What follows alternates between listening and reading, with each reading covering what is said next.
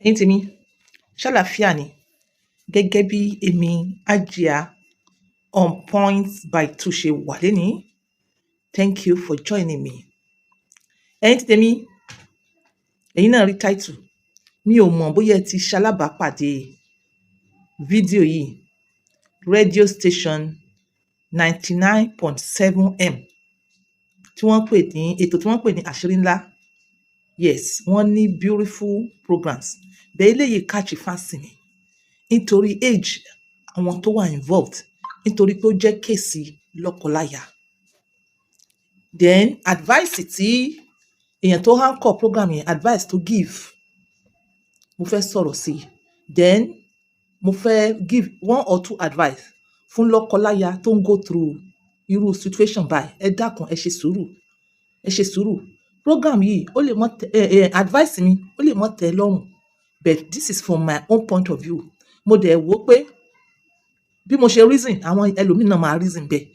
Advice tí èèyàn tó anchor program yẹn tó give, ẹlòmíì náà máa wò bẹ́ẹ̀ yẹn náà, because ibi tó ti gbé kojú da táyé ó lè mọ kojú da Kẹ́hìndé bẹ́ẹ̀. So mo fẹ́ ká gbọ́ díẹ̀ nínú program yẹn. Ẹ̀yin kan ti lè pàdé ẹ̀, but nítorí àwọn tèmi tí mo ti lórí ọ̀fẹ́ àti pàdé fídíò náà, màá play rẹ̀ so yé yín. Mo dẹ̀ nígbàgbọ́ pé ó máa yé yín, but màá sọ ní díẹ̀ so that kó yé yín. So ẹ listen.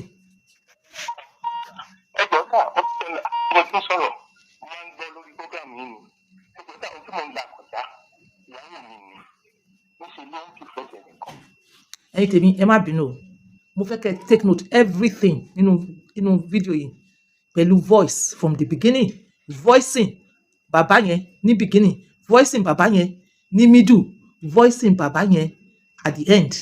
Ẹ ṣe sùúrù, ẹ jọ̀ọ́, ẹ bá mi gbọ́ tó yé yín. Ẹ rìn kankan. Má sọ wí abiyamọ ní gbogbo wa. Má sọ wí pé torí pé o jọkùnrin. Má sọ pé torí pé o jóbìnrin.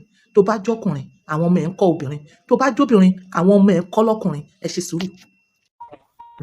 Ẹ jọ̀ọ́ sà, mo ti ń sọ̀rọ̀, mo máa ń gbọ́ lórí program yìí ni.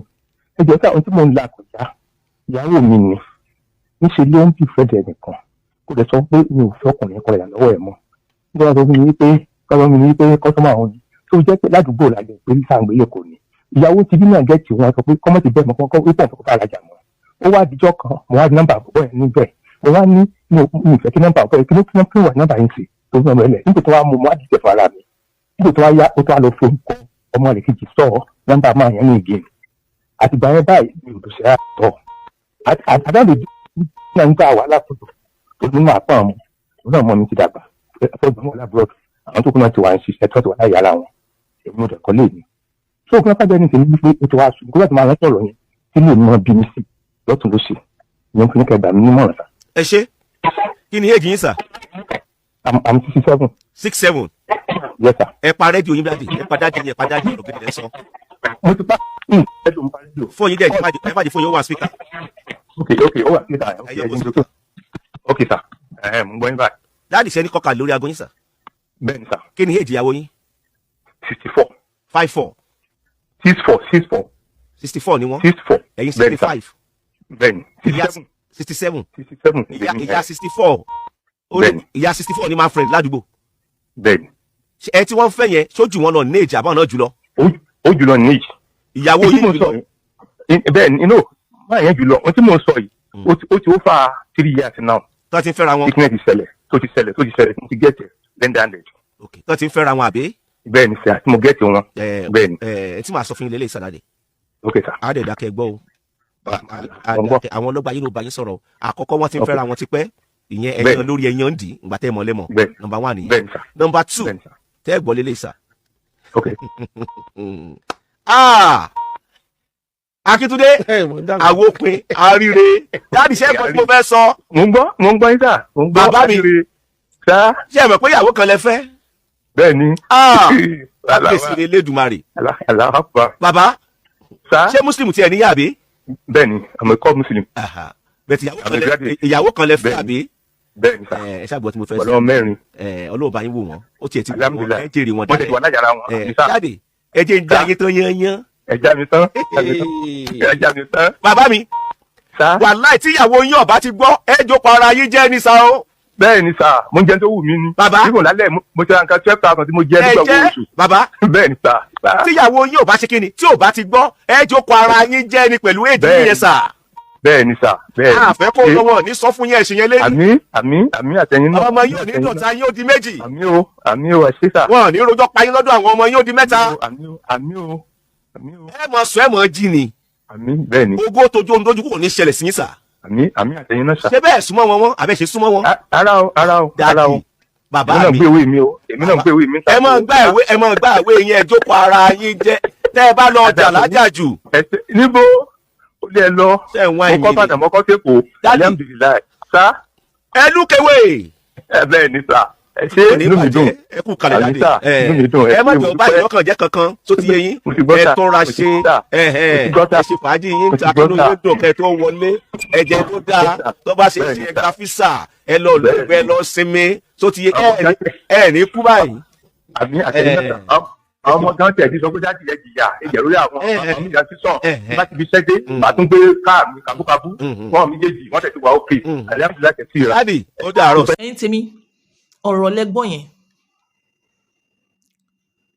nínú ìrònú ti tèmi nínú ìrònú ọmọdé tèmi àti bí mo ṣe jẹ́ obìnrin àti tí mo ṣe nífẹ̀ẹ́ lọ́kọláya kí wọ́n gbádùn ara wọn títí dọjọ́ alẹ́ títí dọjọ́ ọkú kí wọ́n wà pẹ̀lú ara wọn ṣinṣin ẹ̀yin náà mọ̀ pé advice yẹn to me advice yẹn wrong ẹ̀yin tí tèmi éèjì bàbá yẹn 67 éèjì mọ̀mọ́ yẹn 64 àsìkò tó yẹ kí wọ́n ti padà wálé ni àsìkò tó ti yẹ kí àwọn méjèèjì kí wọ́n dira wọn mú ṣinṣin ni àsìkò tó jẹ́ pé kí èṣù kó má wọ àárín wọn nítorí àwọn ọmọ wọn àsìkò tó yẹ kí wọ́n wà ń bẹ̀ fáwọn ọmọ wọn spiritually àsìkò tó yẹ kí wọ́n wà pẹ̀lú fún àwọn ọmọ wọn nínú ìmísí Ọlọ́run kí wọ́n mọ gbàdúrà fáwọn ọmọ wọn kí wọ́n súnmọ́ Ọlọ́run torí àwọn ọmọ wọn pé bó ṣe rọ́ọ̀fù ní táàmù tí wọn kó mọ́ rọ́ọ̀fù fáwọn ọmọ wọn bẹ́ẹ̀ ẹ rí i pé éjì yìí ni ẹ rí àwọn àgbàlagbà ní church ẹ rí àwọn àgbàlagbà ní mọ́sálásí éjì yìí ni wọ́n á ní kẹ́yìn ṣe mọ́ continue mọ́ gbá home away why irú advice wo lélẹ̀ ní éjì yìí wọ́n tún wá bá bàbá yẹn wọ́n wá bá already bàbá yẹn ti go astray already wọ́n tún wá bá tọ́ epo sí nítorí pé kí ni nǹkan tí bàbá yẹn to you people to some of you this could be a very good advice to you because ẹ ronú jinlẹ̀ ẹ ronú pé nǹkan tí bàbá yẹn sá fún nínú ilé lọ́dọ̀ ìyàwó rẹ̀ ó lè pàdé ẹ̀ ń ta ṣé ẹ rí tíru nǹkan tí wọ́n sá fún yẹn tó bá ṣẹlẹ̀ sí bàbá yẹn nínú ilé wọ́n mọ èèyàn tí wọ́n á kọ́kọ́ mú àmọ́ tó bá ṣẹlẹ̀ sí níta ta ni wọ́n fẹ́ mọ̀ táwọn máa pè é ìgbà wo ni mọ́kù ò ní kú orí ọ̀fẹ́ lórí bàbá at 67 ó sì ń gbá èwe orí ọ̀fẹ́ ló ní 67 some men tó bá jẹ́ orí ọ̀fẹ́ apps tá à ń rí yí mọ́ra wọn fáwọn míì tó bá wá di 80 years tó rí òmèwé yẹn gbá tí àìsàn wá ti wá wọlé mi ò gbàdúrà àìsàn fún èèyàn kankan mi ò gbàdúrà àìsàn fún yín o bẹ́ẹ̀ ó ní kíní kan tá à ń pè ní àìsàn àgbàlagbà tí mo máa ń sọ wípé ìdè ni ó dẹ̀ máa ń ṣẹlẹ̀ sí àwọn àgbàlagbà often ta ló máa wá jòkó tì yín ṣé àwọn ọmọ tẹ́ ẹ̀ ń gbá home away fún wọn àwọn ni wọ́n máa wá jòkó tì yín nínú ìrìn ayé nínú ìrìn ìgbésí ayé nínú ìrìn àjò ayé bàbá ó ṣeé ṣe kẹ́yìn náà ti kọlu ìyàwó rí ó ṣeé ṣe kẹ́ ẹ ti kọlu àwọn ọmọ tẹ́ ẹ̀ lẹ́tọ̀ọ́ sí rí ṣé àwọn ọmọ yẹn lẹ́wàá pè kí wọ́n á mọ jòkó tì yín tí àìsàn bá dé Ọlọ́run jẹ́ irúgbìn àìsàn màmá 64 years old ó ṣe mí ní kàyéfì o àsìkò tó yẹ kẹ́ ẹ ti wà pẹ̀lú ọkọ yín kẹ́ ẹ dira yín mú ṣinṣin kẹ́ ẹ máa tọ́jú àlàáfíà ara yín kẹ́ ẹ di àwọn ọmọ yín mú ṣinṣin tẹ́ máa gbàdúrà fáwọn ọmọ yín tẹ́ máa wà ń bẹ̀ fáwọn ọmọ yín spiritually àsìkò ẹ̀ ní àsìkò yẹn wọ́n á sọ pé ẹ̀yin mọ̀mọ́ 64 ẹ lọ ń dó bàbá kan elderly man like your husband ní the same àdúgbò wọ́ọ̀rìṣìn ẹ̀yin tèmi tẹ́ bá wá wo kíní critically fún mọ̀mọ́ yẹn láti máa bá ọkùnrin elderly sùn ní àdúgbò ẹ rí i pé more than 55% ó ṣeé ṣe ọkọ yìí ló sún mọ̀mọ́ yẹn débẹ̀ through depression ó ṣeé ṣe she was tired of waiting ó ṣeé ṣe she was tired pé wọ́n report ọkọ ẹ̀ fún ó ṣeé ṣe kó òun náà sáré pé kó náà má lè bá tètè kú ṣóyè yín ibi tó ti ń rojọ́ ká làwọn bàbá àtàṣe sẹ́mọ́ kọ́nà wọ́n ti bẹ̀rẹ̀ sí ní fẹ́ ó ṣeé ṣe bẹ́ẹ̀. Ọ̀rọ̀ yìí ẹ wá ní kí wọ́n continue bẹ́ẹ̀, ó máa ṣe ọ̀pọ̀lọpọ̀ léṣe, ó máa ṣe àwọn méjèèjì léṣe. Nǹkan tẹ́ ẹ sá fún nínú ilé ẹ rí níta. At the end of the moment tí wọ́n bá lò yín níta, ta ni wọ́n fẹ́ ké sí? Bẹ́ẹ̀ tó bá ṣẹlẹ̀ nínú ilé, wọ́n mọ̀ yẹn tó fẹ́ ké sí, tí wọ́n mọ̀ pé ìyá yìí kì í ṣe oníranù lẹ́sẹ̀. To me, kẹ́ ẹ mọ̀ continue mọ́ gbá home away yẹn is not a good thing. Bàbá ó fowó fẹ́ ìyàwó, ẹ̀dẹ̀ bí àwọn ọmọ alálùbáríkà. Ṣé nínú àwọn ọmọ alálùbáríkà yẹn kò sí èèyàn tẹ́lẹ̀ fẹjọ́ sùn tí ìyá yẹn máa tijú àwọn ọmọ yẹn?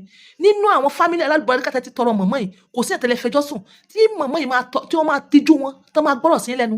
Ọ better still kẹ́ lọ bá bàbá àwèrè tó wà ń ta tó yan ìyàwó ilé láyé yẹn, kẹ́ fún ní ìyálà ìyàwó ni, kẹ́ fún ní wọ́nì.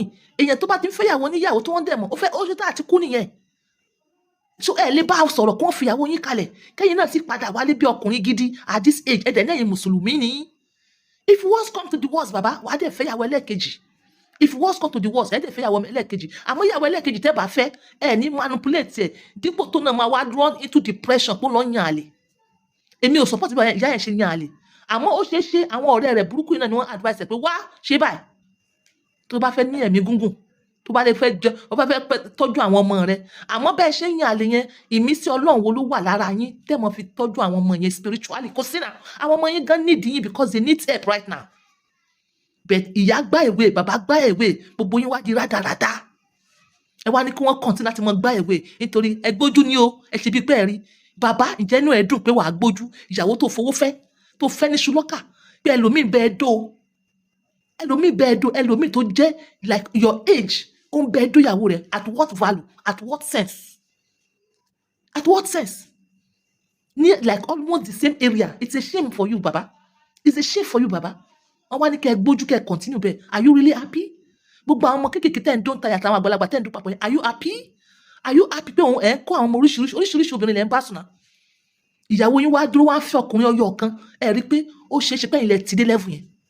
Ó ṣeé ṣe ẹ padà wálé ẹ pé obìnrin yìí. Ẹ pé obìnrin yìí, à ń ṣe Ọlọ́run bá ń dáríjì wá. Ẹ pé ẹ sì dáríjì ìyàwó yín ni nítorí pé kí ni nínú ìrìn àjò bàbá, ó ṣeé ṣe kẹ́yìn náà ti bá ìyàwó yín yàwó sùn rí. Ẹ dáríjìra yín nítorí ọjọ́ àti sùn. Nítorí ọjọ́ pé àfẹ́ àìsàn, bẹ̀tà àìsàn bá wọlé bàbá, ṣé àwọn ọmọ oríṣiríṣi tẹ́ ń gbé ń ta yẹn, àwọn ló máa tọ́jú yín? Mọ̀mọ́ tí àìsàn bá wọlé, ṣé bàbá yẹn wà lọ pé lọ́dọ̀ àwọn family ẹ̀ kó wá tọ́jú ẹ̀?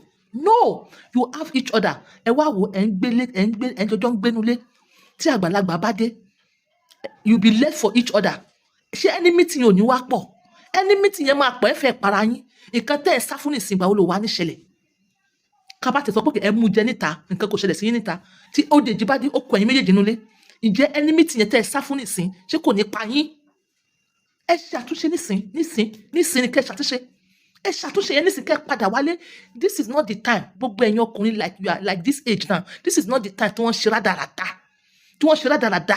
This is the time tá à ń padà wálé tá wá mú ìyàwó wa ṣinṣin nítorí ọjọ́ alẹ́, nítorí pé tó bá sẹ́ni bọ̀dì mọ́, ẹ máa kúra yín kù. Ẹ̀yin méjì náà lè máa kúra yín kù. Orí ọ̀fẹ́ ni pé ẹ ṣe wà up to this age with each other. Ẹ wá fẹ́ mọ gbé, wọ́n wá ní kẹ́ mọ gbá obìnrin kẹ́ continue enemy ti yẹn lọ. It's not done. Nǹkan tẹ́yìn experience báyìí, ṣé ẹ fẹ́ káwọn ọmọ yín náà experience ẹ ni? Tẹ́ ẹ bá ti fẹ́ káwọn ọmọ yín experience ẹ bí enemy ti bẹ̀ tẹ́ jẹ́, ẹ fara yín padà wálé. Ájíà lọ́kọláya tí mo jẹ́, èmi ò ní gba advice pé ẹ kó ní kálukú yín mọ gbá home away. It's not okay. Ẹ sì ní ẹ̀yin mùsùlùmí ni bàbá. No! Tán bá advice yín rádaràda, ẹ̀yin náà ẹ tún lọ sí kọ̀rọ̀, ẹ tún èrò ara yín pa. You can never be happy pé ẹlòmíì dóyàwó rẹ̀ ta no matter your age. Kí wọ́n gan kó mú gbogbo ìyàwó wọn kó dó, wàláhì inú ẹ̀ ò ní dùn pé wọ́n dóyàwó rẹ̀. So why not? Ẹ pera yín, ẹ pe àwọn family, ẹ pa àwọn ọmọ alálùbáríkà. Ẹ pe wọn alálùbáríkà tí àyà yín tijú wọn kí gbogbo bullshit yìí cut. Mo ti sọ nínú story mi kan rí, mo ní máa kan, wọ́n sọ fún pé wá tó bá di àkókò báyìí o, ìyàwó rẹ̀ ó fẹ́ lọ bá boyfriend yẹ̀. Ó sì sọ fún ìyàwó rẹ̀ kó tó di pé ó lọ. Ó sọ fún because wọ́n kò fẹ́, kò ṣetán láti lose ìyàwó yẹn fẹ́ lómi, kò ṣetán láti ṣe bẹ́ẹ̀. Ẹ̀yin tètè mi, nǹkan tèmi ní tí mo ní, òní mo yá yín yẹn. Èyí tí mo ní, òní mo yá yín yẹn. Ẹ gbé yẹ̀wò kẹ́ ẹ wò kátó lọ yìí sọ. Ẹ̀yin náà gbé yẹ̀wò. So whatever you feel on this case, tó bá jẹ́ pé advice yẹn right, bẹ́ẹ̀ kó tó sọ pé advice yẹn right, mo fẹ́ kó ronú jinlẹ̀ bí mo ṣe sọ̀rọ̀ yìí. Tó bá dẹ̀ jẹ́ pé o ní any other view, tẹ́ sí. Tó bá dẹ̀ jẹ́ pé èyí tí mo sọ yìí náà, alhamdulillah, bá mi tẹ́ sí. Ọ̀rọ̀ mi ò jù báyìí lọ. Bye for now. Ẹ wo some of my videos. Tó bá jẹ́ pé one or two things wà tẹ́ fẹ́ bá mi rà, ẹ jẹ́ kí n gbọ́ lórí WhatsApp number. Bye for now.